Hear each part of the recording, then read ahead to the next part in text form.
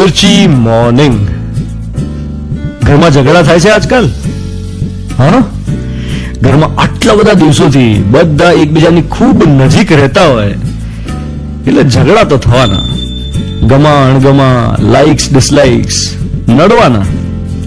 કોઈને ભીનો ટુવાલ બેડ પર મૂકી રાખવાની ટેવ હોય, કોઈ નખ ના કાપતું હોય, કોઈ જમતા પહેલા હાથ ધોવાનું ભૂલી જતું હોય, કોઈ આળસુ હોય, ચીંધેલા કામ પૂરા ના કરતું હોય, કોઈ આખો દિવસ મોબાઈલ જ મચડ્યા કરે, કોઈ આખો દિવસ ટીવીમાં મોં ઘુસાડીને બેઠું હોય, કોઈ ઓલી ડિમાન્ડ જ કર્યા કરે, આ લાવો ને તે લાવો ને આ ખાવું છે ને તે ખાવું છે, પણ મદદ કરવાની વાત આવે તો હાથ અદ્ધર.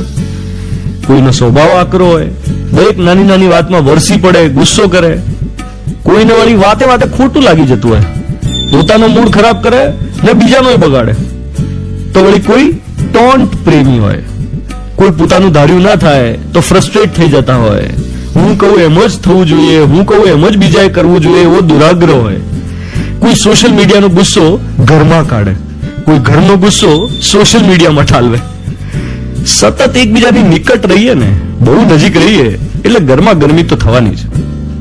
જો સીધું સાદું ઉદાહરણ લઈએ ને તો છાપું વાંચતી વખતે એને આંખોથી એક નિશ્ચિત ડિસ્ટન્સ પર રાખવું પડે. એ વધુ પડતું દૂર હોય તોય ના વંચાય ને એકદમ આંખને અડકાડી દો તોય કઈ ના વંચાય. Keep safe distance is the મંત્ર. વસ્તુ હોય કે વ્યક્તિ, એની બહુ નજીક જાઓ તો કદરૂપા જ લાગે. દરેક સંબંધનો એક દાયરો હોય છે. એ દાયરો ક્રોસ કરો ને એટલે અણગમાની શરૂઆત થાય. એમાં જયારે એક જણને વધુ નજીક આવવું હોય અને બીજાને લિમિટ બાંધવી હોય ત્યારે તો બહુ તકલીફ પડે. કેવી રીતે સમજાવું સામેવાળાને કે બસ આનાથી વધારે મારી પર્સનલ લાઈફમાં અંગત બાબતોમાં માથું નહીં મારવાનું. એમાં થાય ઇમોશનલ ખેંચતાણ ને સરવાળે ફ્રસ્ટ્રેશન. તો આનો એક રસ્તો છે અને એ છે મર્યાદા ભાન. મતલબ આપણને ખબર હોવી જોઈએ કે સામેવાળી વ્યક્તિની લિમિટ શું છે, કેટલું નજીક જવાય અને કેટલું દૂર રહેવાય, ક્યારે શું બોલવું અને ક્યારે શું ન બોલવું, કેટલી સલાહ આપવી અને કેટલી સલાહ ન આપવી.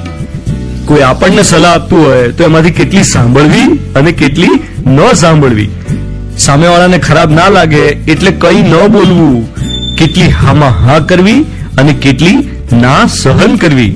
આ બધું જો આવડી જાય તો ઘરમાં ઝઘડા ના થાય. આને કહેવાય મર્યાદા ભાન. You are listening to Mirchi. હું છું ધ્વનિત તમારી સાથે. Good morning my dear.